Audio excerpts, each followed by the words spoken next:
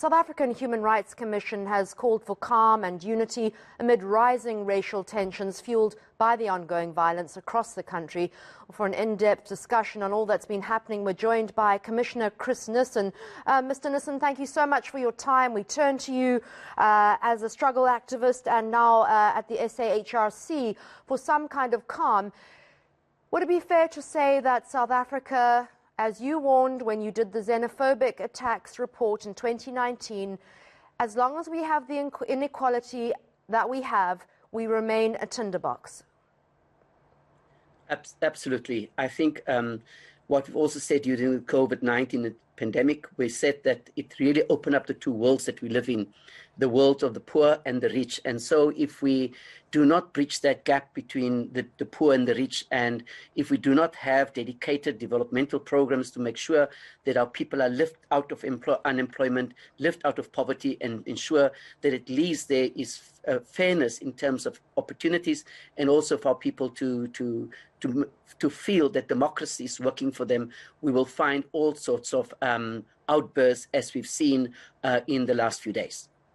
When the President spoke about ethnic mobilization quite early on in precipitating the looting, what did he mean by that? Because we are hearing reports of racial tension, which I suppose is just part of the explosion of frustration that we're seeing across the country.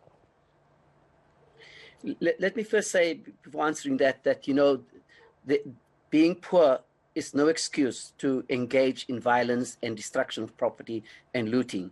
However, when the President mentioned that, I cannot speak for the President, but it does appear that the Zuma Foundation has taken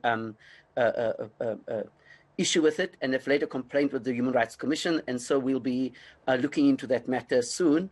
However, I think that the President, as I said, I can't speak for him, but it did appear that the tension, particularly in Phoenix, have been around Zulu-speaking and Indian South Africans. And yesterday morning at about 5 o'clock, I got a call from Ms. Munsami on behalf of people in Phoenix complaining about this and asking us to intervene, which we did. We engaged with South African Police Services.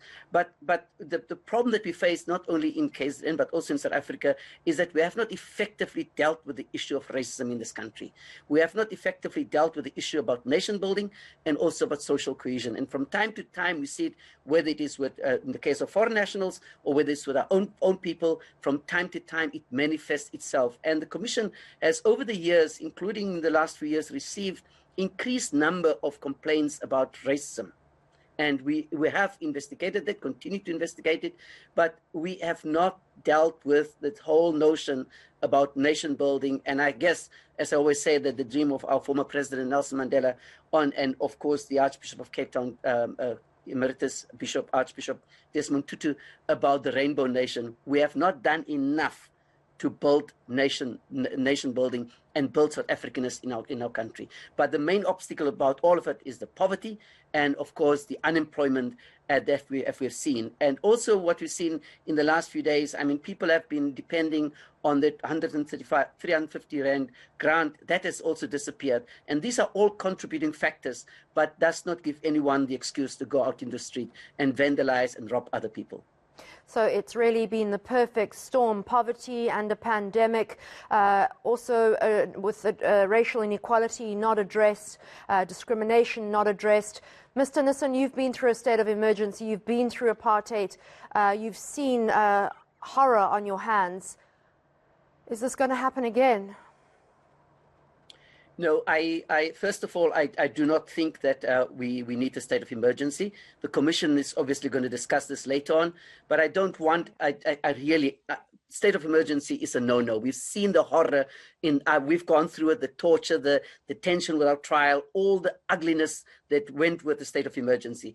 However, what we've seen yesterday and today, as you discussed earlier on with your colleague, Annika, the fact that South Africans have come together, whether it's the taxi, whether it's ordinary people, whether it's mothers and sisters of those who lost jobs and so on, and whether it is people flying goods over to areas where it's needed, you've seen the resilience of our people coming together and say, no, this not on our watch, not in our name. Even poor people that don't have any jobs, They have gone to the malls like in the Western Cape, elsewhere in Kimberley, in Mahikeng, in Bloemfontein, all over. They went and say, we will protect our jobs, we'll protect our malls, we'll protect our centers, we'll protect our small businesses against anybody that wants to loot again in this country. So we've seen the goodness coming out of our people and say, not again, never again.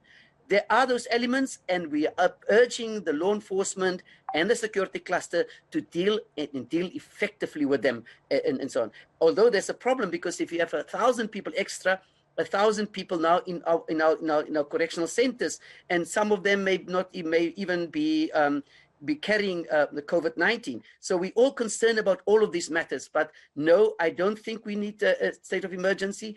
I do believe that if the law enforcement agencies are effective in dealing with this, and yes, we have seen that there are some complaints, but we're very happy with what they're doing thus far. Mr. Nissen, sorry to interrupt you there, and thank you so much for your time. Luta continua, the struggle for racial and inequality and discrimination continues.